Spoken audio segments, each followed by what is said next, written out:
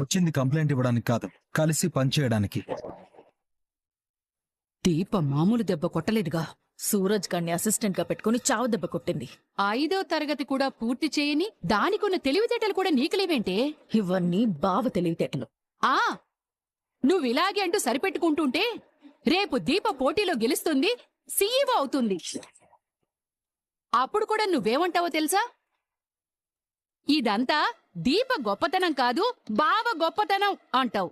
గెలవాలన్న ఆశ, గెలుస్తామన్న నమ్మకం ప్రయత్నం చేసే ప్రతి ఒక్కరికి ఉంటుంది గ్రాని. కాని గెలిచేదెవరో తెలుసా? నేనే. గెలిపేమీ నీ బానిస కాదే, చిటికేయగానే వచ్చి నీ కాళ్ళ దగ్గర కూర్చోడానికి. సూరజ్ని చూసి భయపడమంటావా? జాగ్రత్త పడమంటున్నాను. ఇదంతా ఈదురుగాలికి పోగైన చెత్త లాంటిది.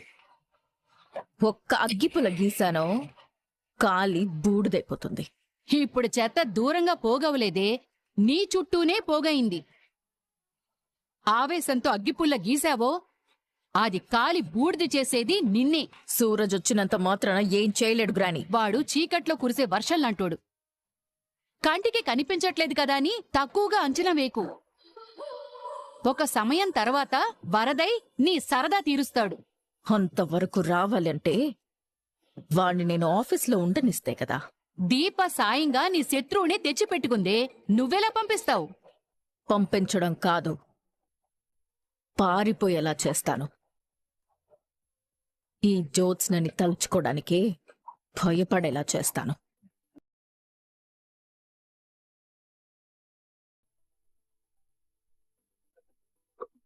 ఎవరో కొత్త నంబర్.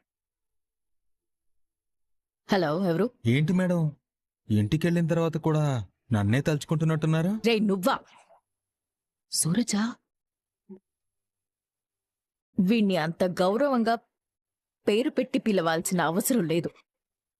జ్యూసులు అమ్ముకునేవాడను, రోడ్డు పక్కన వ్యాపారం చేసుకునేవాడను, లేదా దీప వేసిన బిస్కెట్లకి తోకూపుకుంటూ వచ్చిన వాడనో పిలిస్తే సరిపోతుంది.